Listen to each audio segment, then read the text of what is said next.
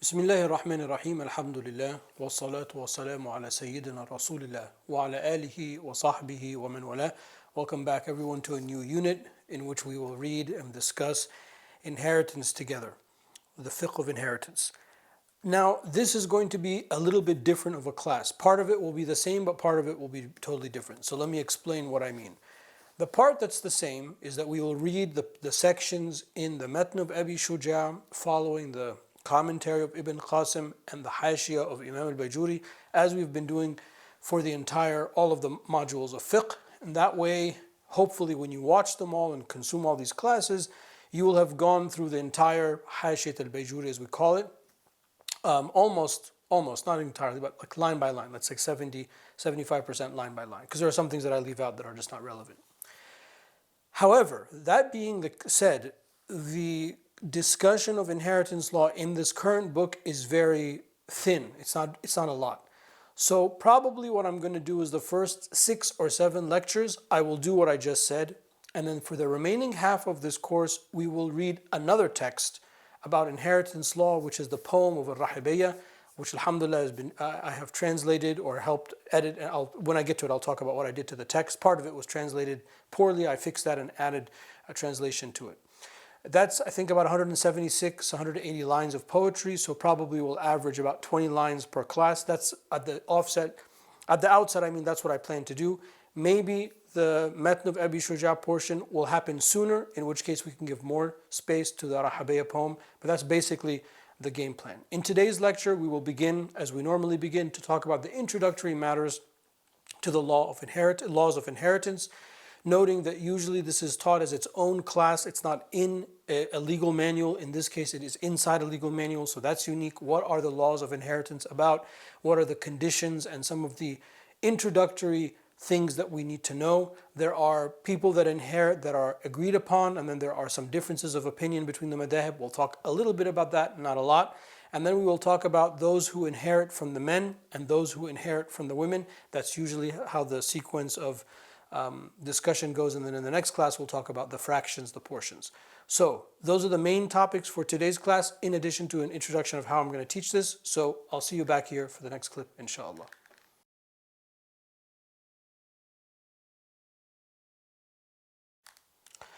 So we begin the way we normally begin, which is to turn directly to the text of Qadi Abi Shuja radiallahu anhu. I'm going to read the text, keeping in mind that I'm not actually going to get to this text in the commentary and probably into the second or third clip because there's all this introductory stuff. But he says, Bismillah ar-Rahman ar-Rahim, قال المصنف رحمه الله ونفعنا بعلومه في الدارين آمين كتاب الفرائض والوصايا والوارثون من الرجال 10 الابن وابن الابن وإن سفل والأب والجد وإن علا والأخ وابن الأخ وإن تراخى والعم وابن العم وإن تباعدا والزوج والمولى المعتق والوارثات من النساء 7 البنت وبنت الابن وإن سفلت والأم والجدة وإن علت والأخت والزوجة والموالاة المعتقة.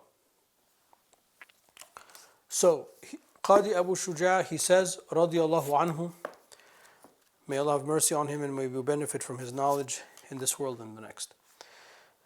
In the chapter on inheritance and bequests. The male inheritors. There are 10 men or males who inherit. A son's son, however low. Number 3 is the father. Number 4 is the father's father, however high. Number 5 is a brother. Number 6 is a brother's son, however low. Number 7 is a paternal uncle.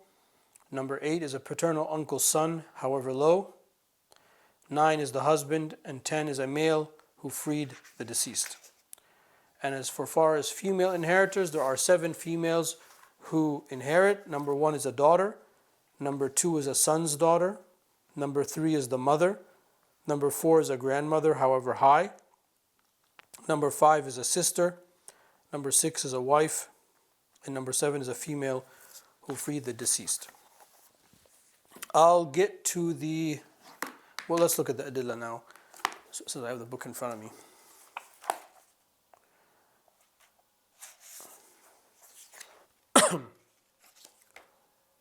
The specific section that I talked about, the adillah is going, actually it is going to come in the what I'm going to do in the commentary. So we'll come back to that. As I said, we're not going to get to what I just read for a little bit, but I wanted just to follow the same format since we're all used to it by now, or at least I'm used to it right now. So let's go back to the beginning and kind of set the stage for what we're here to talk about. So inheritance is a very intricate and very specific aspect of Islamic law, as we know. It is its own subject. So you can study Islamic law and not study inheritance. It means you would have not studied all of Islamic law, but I mean, most people that study Islamic law at an introductory or intermediate level probably will not even talk about inheritance law at all. So one of the unique things about the Matn of Abi Shuja is that it's included, and it's included in a pretty much robust way, as you'll see. The way he's very cleverly kind of mentioned essentially everything that needs to be mentioned. And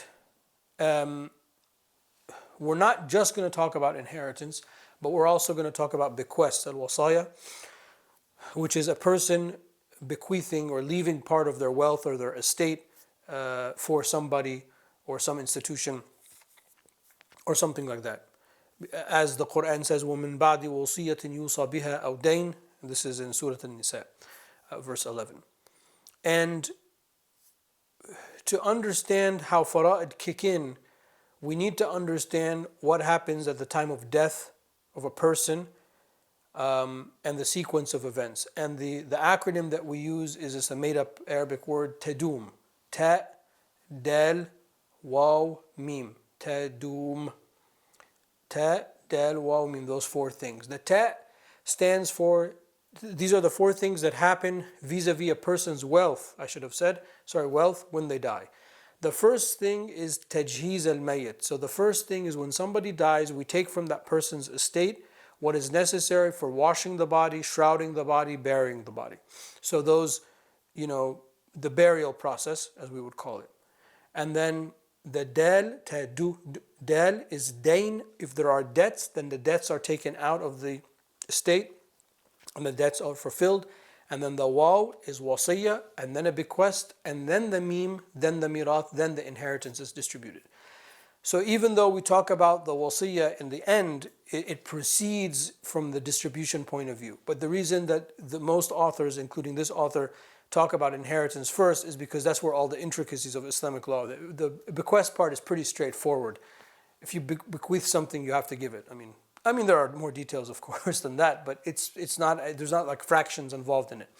But if you think of that acronym, tadum, when you die, you gotta get in the ground, buried, washed, shrouded, and buried. There's a cost there. It might be a nominal cost, but there's a cost nonetheless.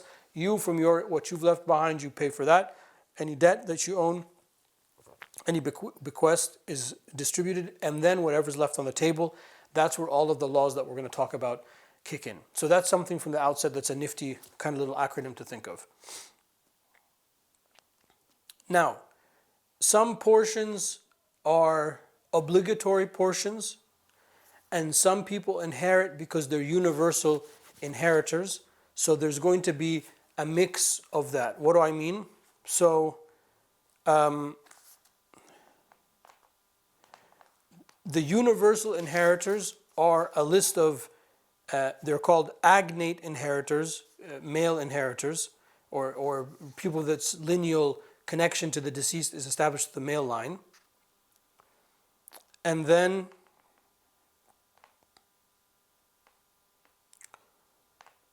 so we're going to talk about people who universally inherit, and then we're going to talk about the fractions that are distributed to certain groups of people. So we begin, that's why in the book that in the outset of today, the clip just now, we began by reading who inherits from the men in an abstract sense, and then who inherits from the women in an abstract sense. So if your name is on the list, you're not going to inherit. So I'm the best friend.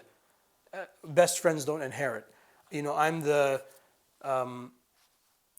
whatever. I hope you get that. I'm the neighbor. Well, the neighbors don't inherit. Even though the Prophet ﷺ said that Gabriel advised him to be good to his neighbors to the point that he thought the neighbor would inherit.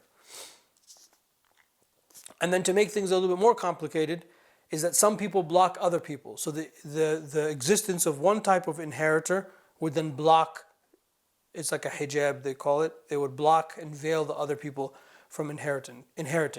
But rather than beginning by talking about that stuff, the way that we usually talk about it is this way: who inherits, what are the fractions that inherits, who are the universal inheritors, and then we can introduce the concept of if such and such person exists, then it blocks the other people from the list from inheriting.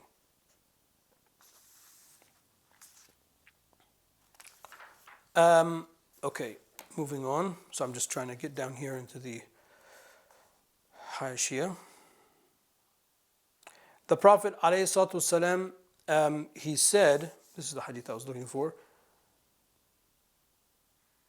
Allahumma salli ala Sayyidina Muhammad.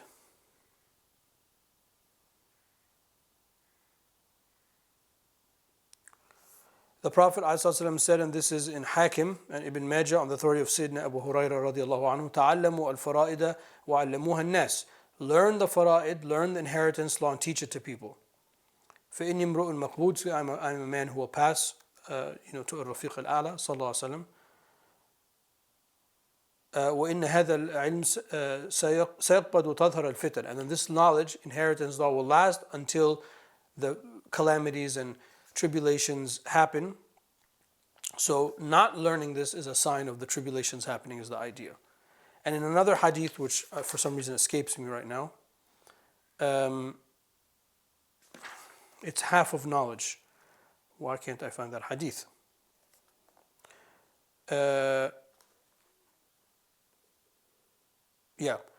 تعلموا الفرائض فإنها من دينكم وإنه نصف العلم. Learn the knowledge. This is the hadith in Ibn Majah and Tabarani and his Awsat on the authority of Abi Hurairah radiallahu anhu. Learn the inheritance law because it is from your religion and it is half of knowledge. So I mean, it's not half in the sense that it's 50%, but so much is related to inheritance law because it's about relationships, blood relationship, lineage, property, wealth, all that stuff, rights. It's all tied up to inheritance. And when I was working at Dar al-Ifta in Egypt, many of the cases we saw were either marriage and divorce related cases or cases of inheritance. So this is a very important, that's the hadith I was fishing for. It's a very important knowledge or science to learn. It takes a lot of practice. Even though we're going to present a theoretical exposition, that's really not enough. You got to practice it at some point. Okay, let me pick up the discussion in the next clip, inshallah.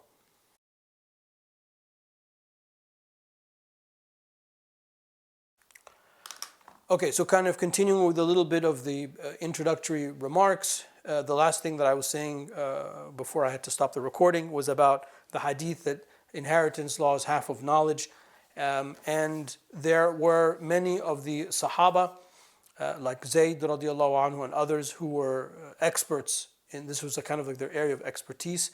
And even in the world of fatwa, you will have muftis or qadis, sharia judges, whose area of expertise is the inheritance section. So when there's a case, particularly if there's some complexity involved, they will give it off to that person. Because there are issues, and we might even talk a little bit about that in today's class, there are some issues in which there are differences of opinion. So this is one of those areas of law where you can't, to have a full grasp of it and to attain a mastery of it, you really can't be ignorant of the other opinions, because oftentimes you will have to dip into the other madhahib to solve certain problems. Because these are real problems. This is not like theoretical. I mean, you might get a test in which there's a theoretical, if such and such person dies and they leave such and such behind.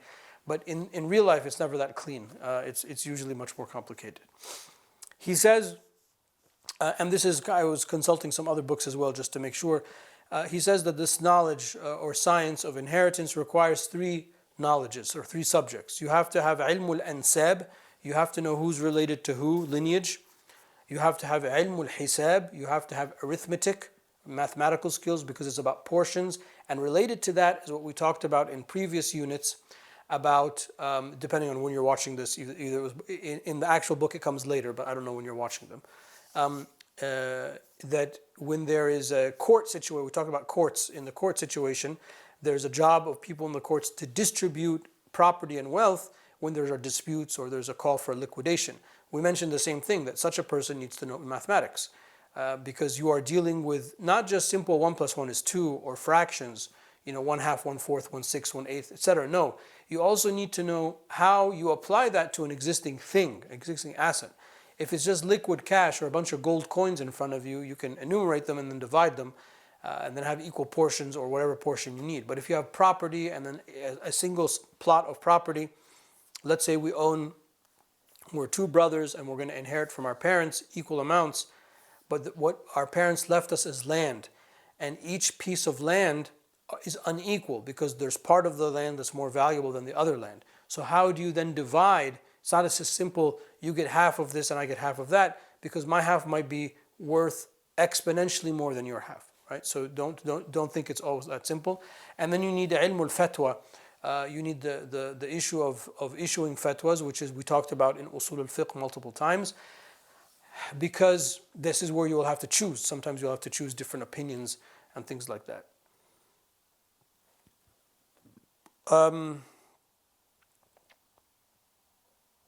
Okay, now to talk about inheritance law, we have three more introductory things we're going to talk about.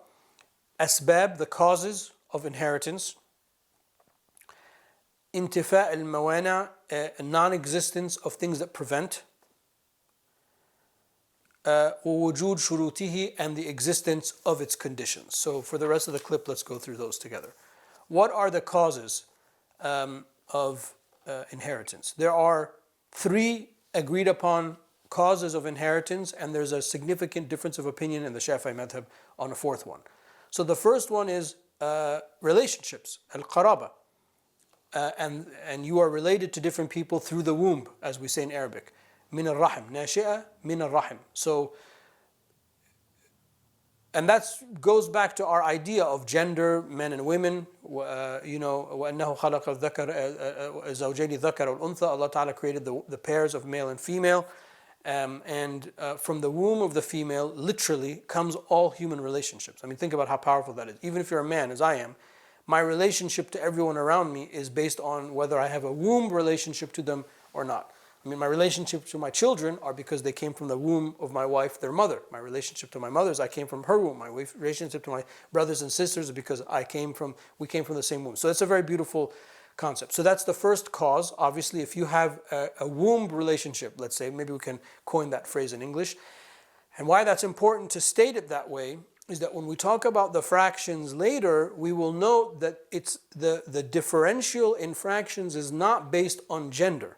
The differentiation in fractions is based on closeness to the womb, the origin of the person who died, and the financial responsibilities on the living person that's left. And I'm going to just leave that there because that's how we will talk about وَلِلذَّكَرِ مِثْلُ حَظِّ الْأُنْثَيَيْنِ, that a brother inherits twice the portion of his sister. So qaraba, lineal relationship by the womb relations. Number two, nikah. You can be related. I'm related to my mother-in-law and brother-in-law through the marriage to my wife, and she's related to my parents through the marriage to me, through nikah. And we're now related to each other because we're married in that sense. And al-wala, and that is, al-wala comes from the process of manumission, which we don't have anymore.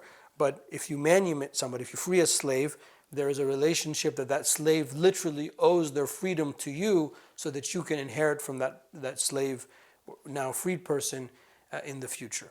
So those are the three things that are accepted, and this comes actually from the text of the Rahibiyya, which is why I thought it's neat that we go through it, because it's like the Alfayya of Ibn Malik in Nahu. If you have any Nahu discussion, they're usually going to prove the Nahu point by citing something from the Alfayya. Same thing with the Rahabiyya.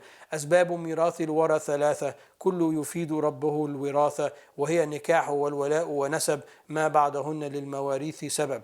I mean, this is just in two coupling lines, a summary of what we just said. Now there's a fourth one that the Shafi'is add that is a difference of opinion, and it's the terminology in the books of the Shafi'i fiqh is wijhatul Islam, which is a euphemism or maybe that's the wrong word. It is a word that means Baytul Mal, the formal treasury of the Islamic state, based on a hadith that the Prophet ﷺ said, I will inherit, I am the inheritor for those who have no inheritors after them.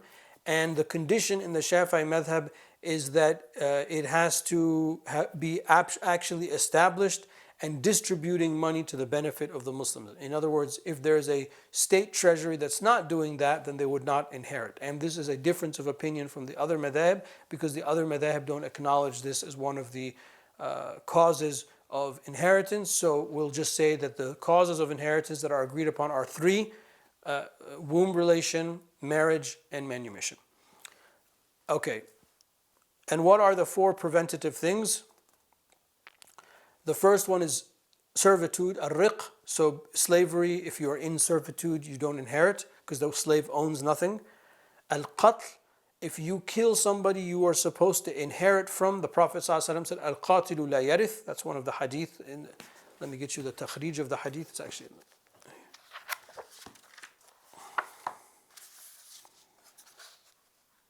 This is in the Tirmidhi.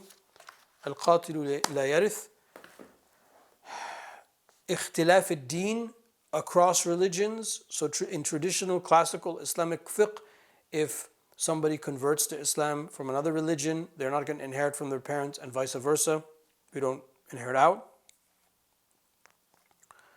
And if there's some kind of pronouncement that has come from the courts, there is a case of mistaken lineage. A boy, his father died, but then it turns out that the court establishes that the boy is not this man's son, somebody else's son, and they go through the proper procedures, so that would prevent him from inheriting. So that's a prevention.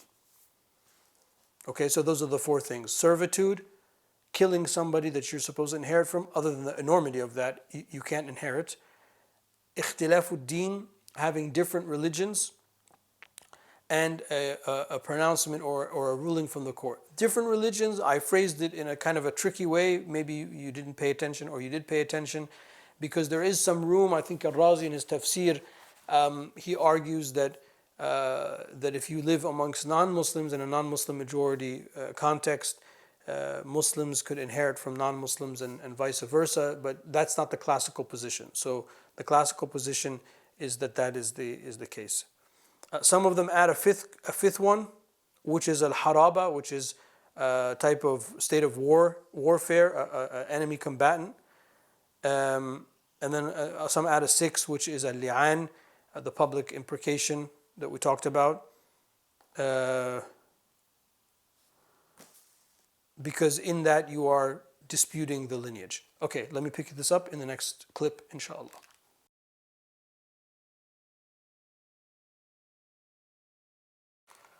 Okay, so let's just check in to see what we're doing. We're still in the introductory stuff, and we said that there is what are the causes, the four causes of inheritance. So we went through those. The three agreed upon, and then the fourth is disputed. And then we talked about the four preventions from inheritance, noting in the Hashia literature that some add a fifth and add a sixth. And now, what are the conditions for inheritance? The first one is to establish actual death. That death, establishing actual death, can happen in one of three ways. It can either happen that there is a pronouncement from the courts. In modern language, we say a death certificate has been issued.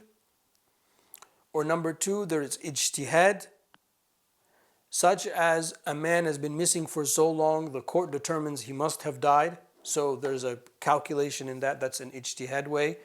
And number three, taqdiran, an approximation. If a woman sort of has an abortive type of pregnancy, or she has that's not the right word I was looking for. There's complications after birth, and then the child dies.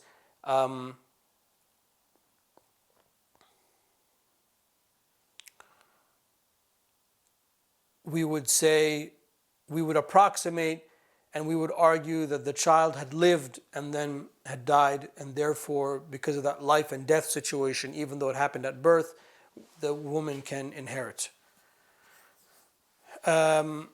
Or inherit on his behalf. So that's interesting, right? That establishing death is not just like simple. In your mind, we probably, at least when I read it, I was like, well, the person died. Well, no, there are other things that could happen. So that's the first condition, is you have to establish death, obviously. Number two is you have to establish life of the person that's going to inherit. So this is why it's not like a straightforward thing. We have to be certain that the people that are supposed to inherit have inherited.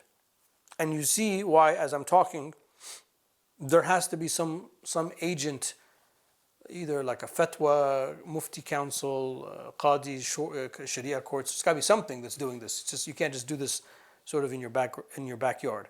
Number three, you have to know the relationship of the people that are left to the deceased. So that's where that fatwa thing comes in. You have to, or lineage, you have to be able to establish how they're related and confirm that. And then number four, you have to establish that relationship to the deceased in the conceptual vision, in the conceptual understanding of Islamic inheritance law, necessitates a portion of inheritance to go out to them.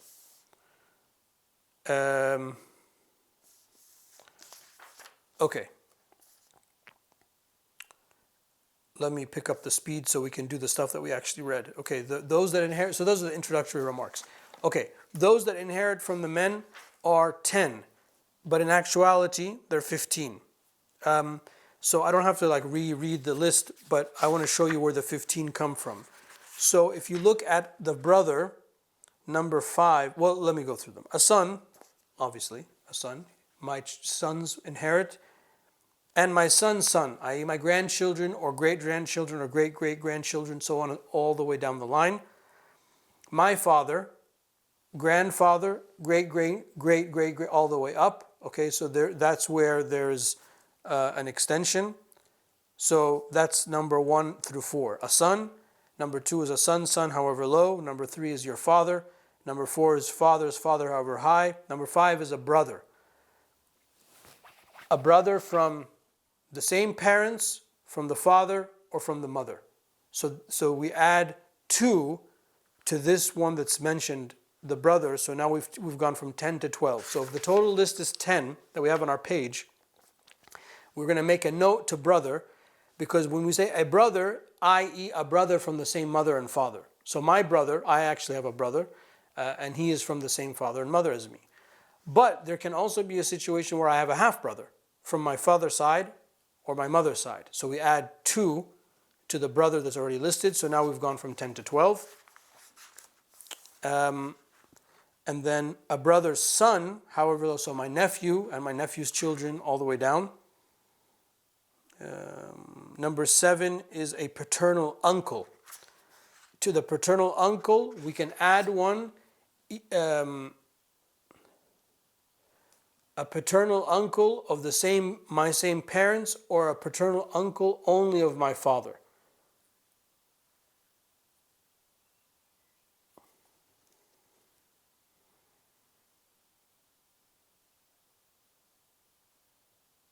So we've added another one, so we've gone from 12 to 10. Sorry, I missed one. No, we added 2 with the brother. Sorry, let me back up. I missed one. Ibn al-Akh, a brother's son. Let's go back to number 6, a brother's son.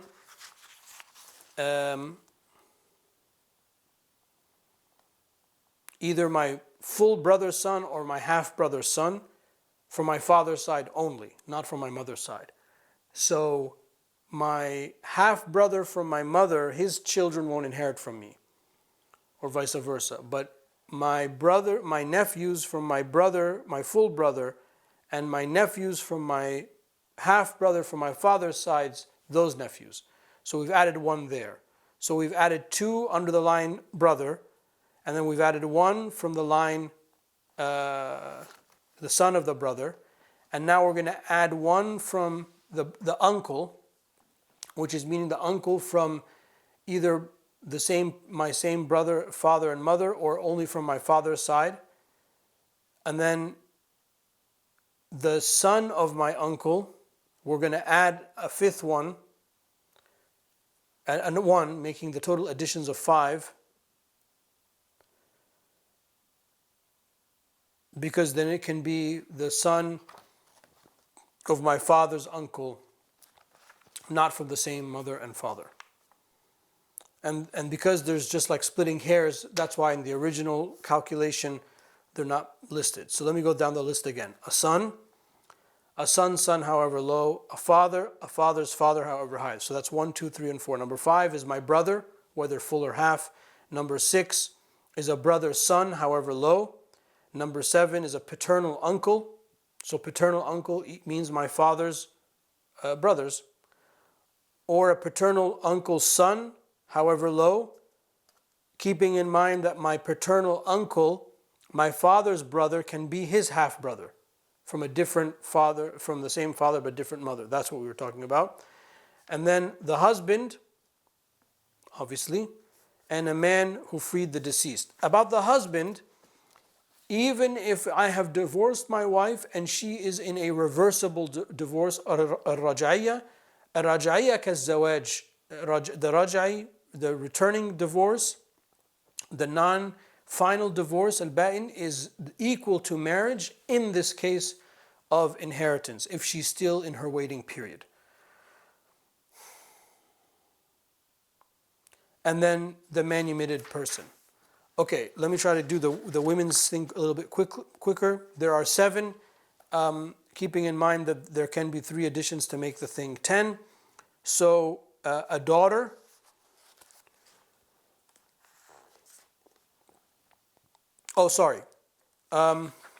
let me, one last thing about I'm not going to finish this whole thing.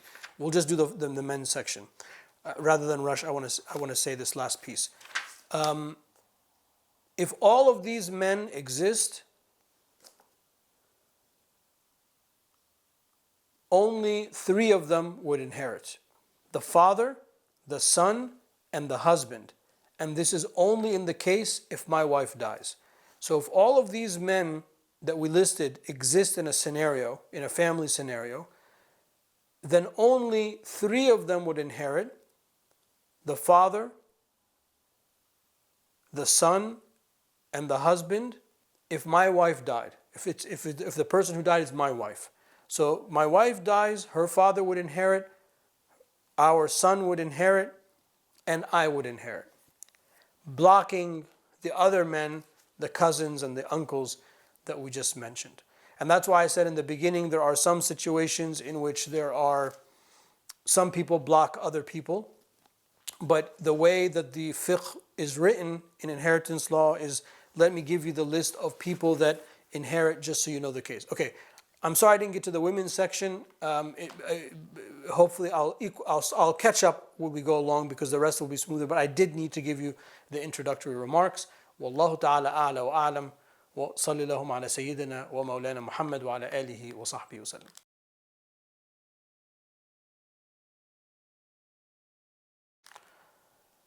Alhamdulillah. I feel that was a lot in one lecture. So I will try my best to stay more on script. So I apologize. But in this last lecture, which is our first one in the inheritance module, or inherent unit, whatever word adjective you want to use, or noun, is to give you all, first of all, the game plan that about half of the classes from lecture 1 to 6/7, we're going to do what we just did, which is go through the Matn of Abi Shuja with its commentary.